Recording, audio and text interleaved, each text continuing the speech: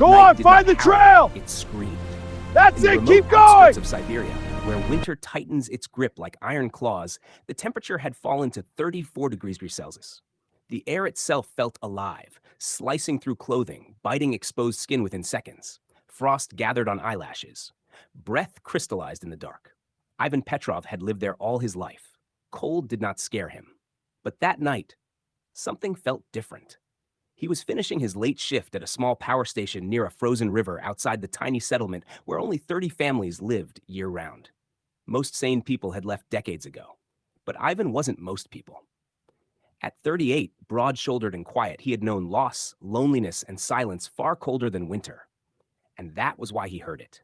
A faint sound beneath the storm. A whimper. He paused, gloved hand tightening around his flashlight. The wind roared again, snow spiraling like ghosts across the frozen ground. There it was again. A cry. Not wolf, not fox. Dog. Ivan stepped off the gravel path, boots sinking into knee-deep snow. His flashlight beam cut through the swirling white chaos. "Hey!" he shouted into the night. "Hey!" The cry answered, weaker now. He followed the sound toward a cluster of abandoned timber sheds near the frozen riverbank. The structures were half collapsed, their wood brittle from decades of frost. Then he saw movement, a shape, curled tightly beside a broken wall, brown and black fur stiff with ice. A German shepherd. The dog barely lifted its head as Ivan approached. Ice had crusted around its muzzle. One paw looked injured, twisted unnaturally. Its breathing was shallow, the kind of cold that kills quietly. Ivan knelt, ignoring the snow soaking through his pants. "It's okay," he whispered. The dog tried to growl, but only managed a faint rasp. Ivan noticed something else. A torn leather collar. No tag. But this was no stray. The build. The alert eyes even in weakness. The disciplined posture despite exhaustion. This was a trained dog. Maybe military. Maybe police. Maybe abandoned. He removed his thick coat and wrapped it around the animal immediately. The shepherd flinched, then collapsed against him. Trust or surrender? Ivan didn't know which. He didn't hesitate. He lifted the large dog into his arms.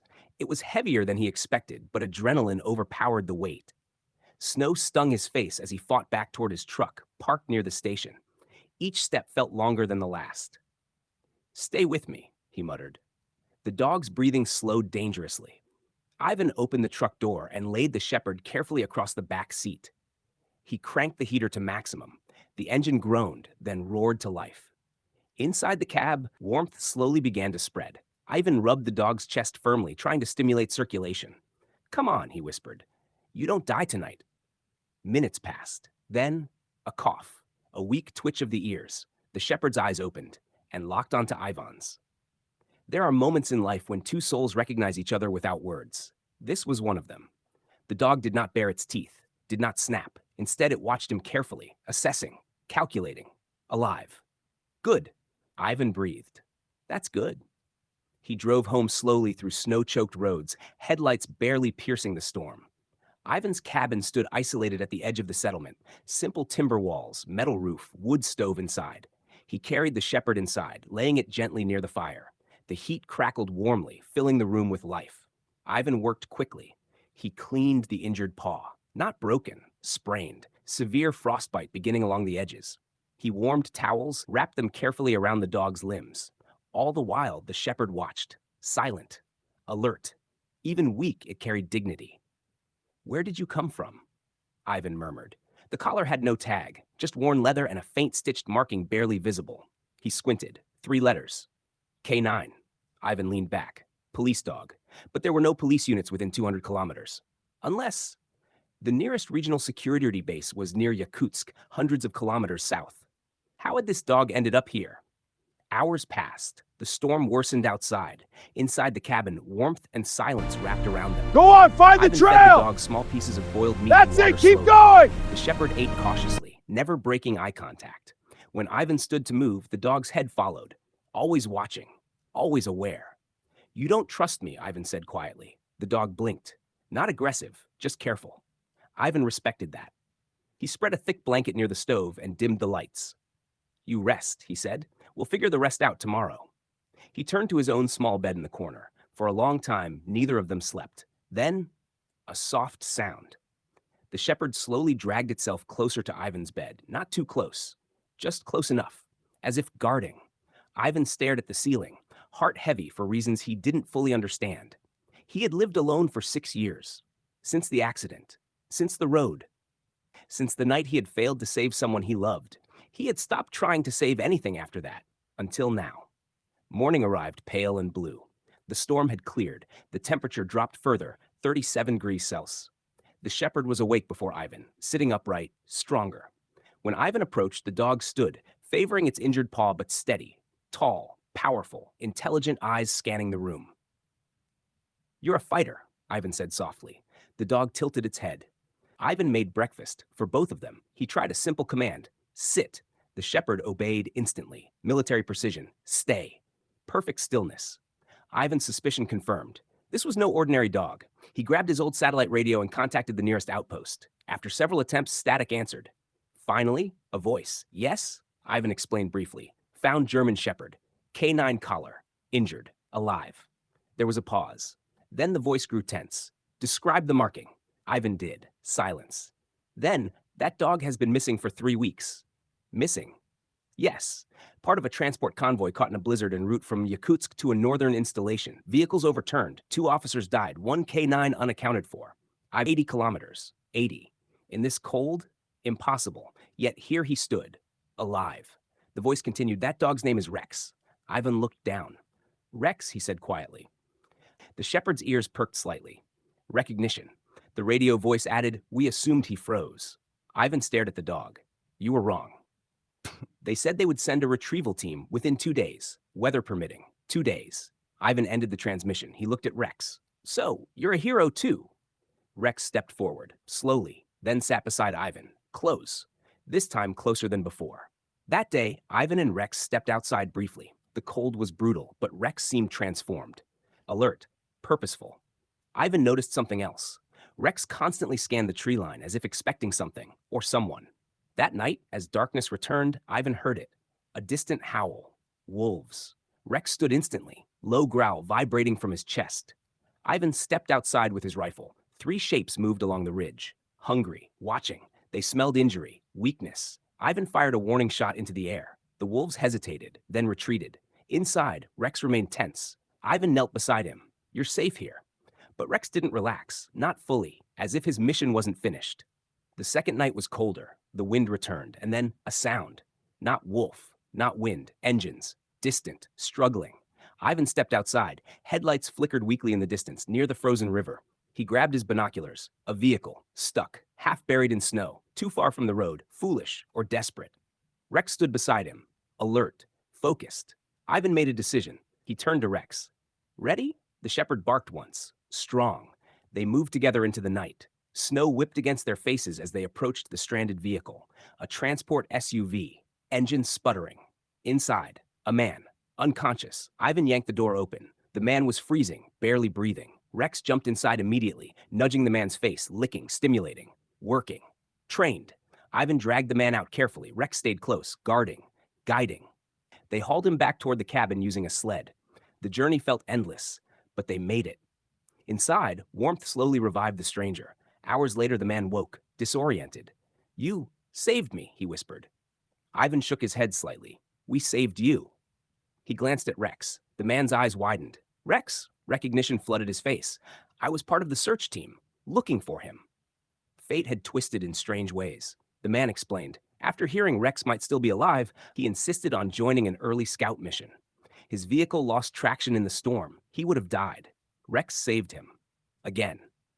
By morning, the official retrieval convoy arrived. Armed officers stepped out. One of them froze when he saw Rex. Emotion cracked his hardened expression. "You stubborn dog." He knelt, embracing the shepherd. Rex allowed it, but after a moment, he pulled away and walked back to Ivan, sat beside him, silent, choosing. The officer looked at Ivan. "He's yours now," he said quietly. Ivan blinked. "What?" "He survived 3 weeks alone, then saved one of my men, and you saved him first." He stood. A canine chooses once in his life who he belongs to. Snow drifted between them. The officer nodded respectfully. "Take care of him." They left, just like that. Ivan stood in the quiet, Rex beside him. No storm, no engines, just white, endless land. "You staying?" Ivan asked. Rex leaned gently against his leg, warm, alive, present. For the first time in years, Ivan didn't feel alone in Siberia's deadly cold, because sometimes in the harshest places on Earth, two survivors find each other. And that changes everything. Months passed. Rex healed fully, stronger than ever. They worked together at the power station. Rex learned routines, protected the settlement. Children loved him. Wolves avoided the perimeter now. Ivan laughed more, spoke more, lived more. And every night, when the cold howled outside the cabin walls, Rex lay near the door, watching, guarding, not because he had to, but because he chose to. The night Ivan saved a German shepherd in Siberia's deadly cold, he didn't just save a dog, he saved himself. Spring never truly arrived in Siberia. It simply softened winter's grip.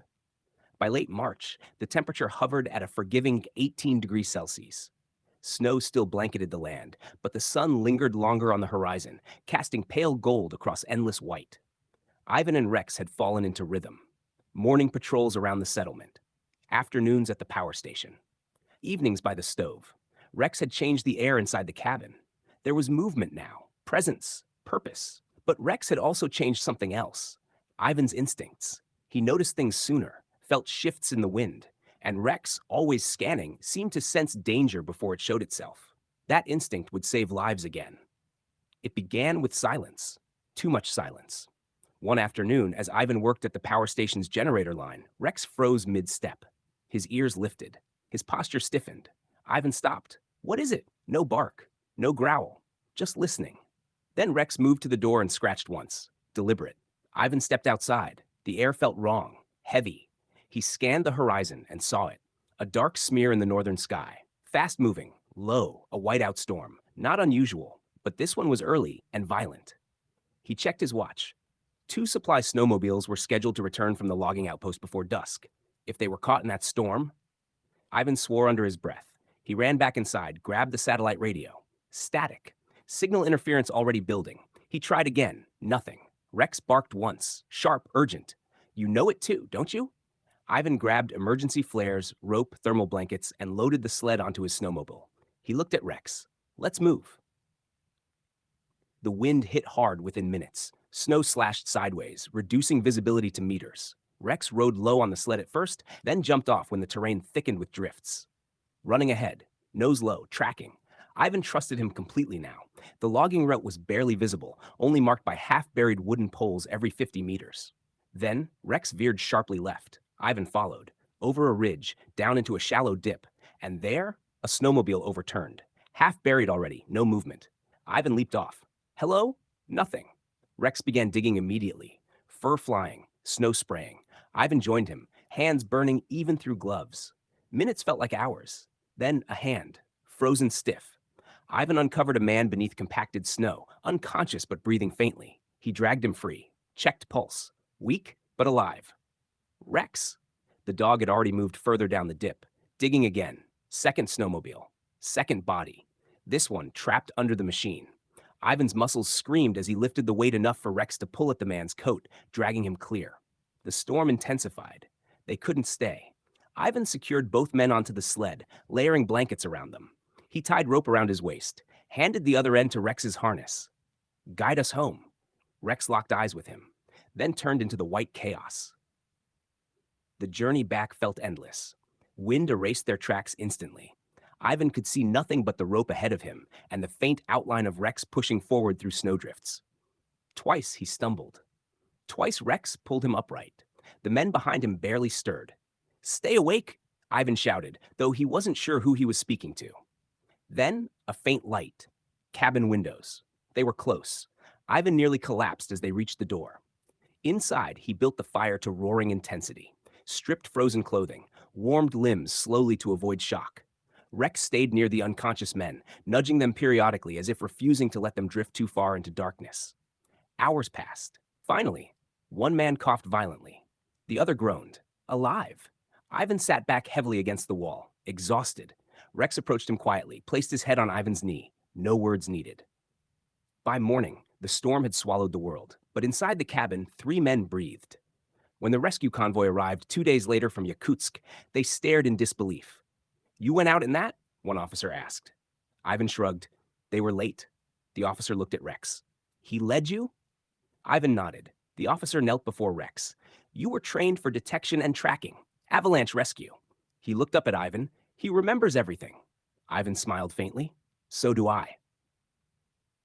News traveled faster than wind. Soon, the tiny settlement whispered about the man and his dog who walked into storms. Children began leaving scraps of meat at Ivan's gate for Rex. An elderly woman knitted a thick red scarf for the dog. Rex tolerated it, barely. But something else changed too. Ivan no longer avoided gatherings. He attended small community dinners, spoke when spoken to, even laughed once, a deep, surprising sound that made him look years younger. And always, Rex lay nearby, watching, guarding. But peace never stays long in Siberia. Late April brought melting ice, and with it, cracks in the frozen river. One afternoon, a cry shattered the quiet. A child.